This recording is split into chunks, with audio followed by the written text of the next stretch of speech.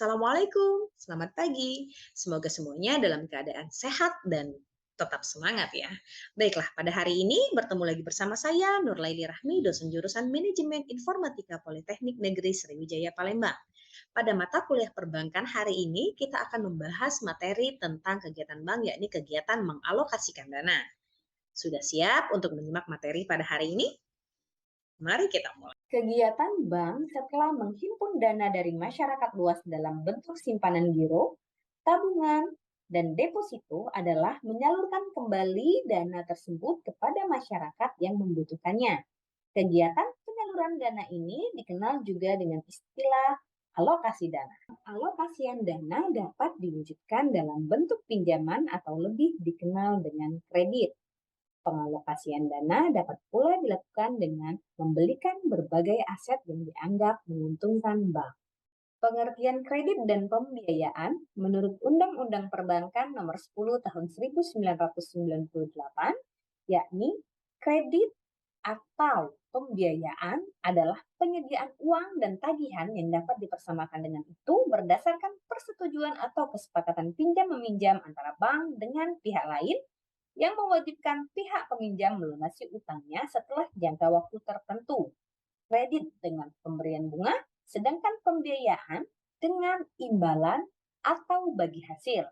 Dari pengertian tersebut dapat dijelaskan bahwa kredit atau pembiayaan dapat berupa uang atau tagihan yang nilainya diukur dengan uang, misalnya bank membiayai kredit untuk pembelian rumah atau mobil. Sedangkan bagi si penerima kredit merupakan penerima kepercayaan sehingga mempunyai kewajiban untuk membayar sesuai dengan jangka waktu di awal. Jenis-jenis kredit terbagi menjadi 5. Yang pertama dilihat dari segi kegunaannya adalah kredit investasi dan kredit modal kerja. Yang kedua dilihat dari segi tujuan kredit, kredit produktif, kredit konsumtif, dan kredit perdagangan. Yang ketiga dilihat dari segi jangka waktu, kredit jangka pendek, kredit jangka menengah, dan kredit jangka panjang. Yang keempat dilihat dari segi jaminannya, kredit dengan jaminan, dan kredit tanpa jaminan. Sedangkan yang kelima dilihat dari segi sektor usaha, yakni kredit pertanian, kredit peternakan, kredit industri, kredit pertambangan, kredit pendidikan, kredit profesi, kredit perumahan, dan sektor-sektor lainnya. Selanjutnya, jaminan kredit. Di sini terbagi menjadi 2. Yang pertama dengan jaminan, yang kedua tanpa jaminan. Untuk kredit yang dengan jaminan adalah 1. Jaminan harus benar berwujud, yaitu barang-barang yang dapat dijadikan sebagai jaminan seperti tanah, bangunan, kendaraan bermotor, mesin atau peralatan, barang dagangan, tanaman atau kebun atau sawah, dan lainnya. Yang kedua, jaminan benda tidak berwujud, yaitu benda-benda yang merupakan surat-surat yang dijadikan jaminan, seperti sertifikat saham, sertifikat obligasi, sertifikat tanah, sertifikat deposito, rekening tabungan yang dibukukan, promes, wesel, dan surat tagihan lainnya.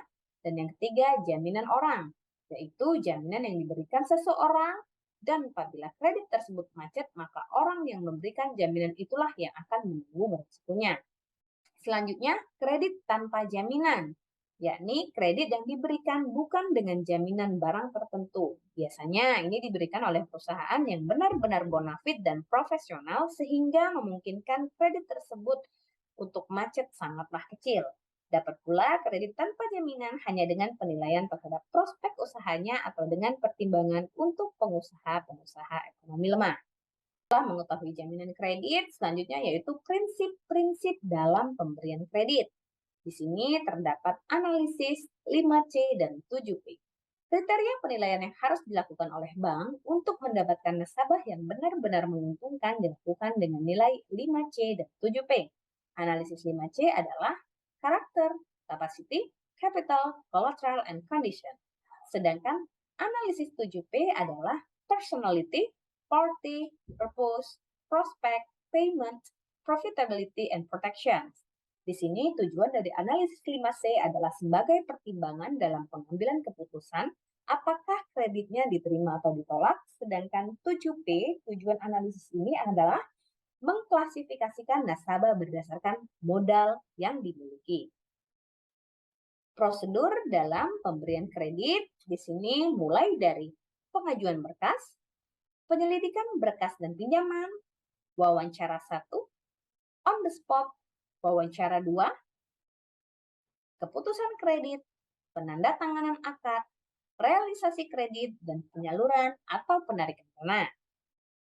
Setelah diberikan fasilitas kredit, terdapat juga ukuran-ukuran kualitas kredit, mulai dari lancar, dalam perhatian khusus, kurang lancar, diragukan, macet.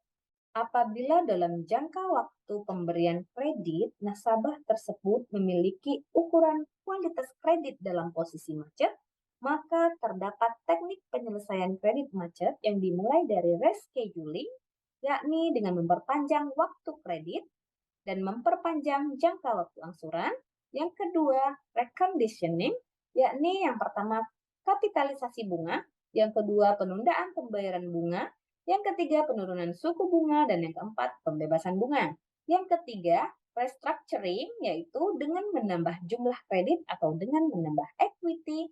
Yang keempat, kombinasi, merupakan kombinasi dari ketiga jenis yang sudah disebutkan sebelumnya. Dan yang terakhir dilakukan penyitaan jaminan.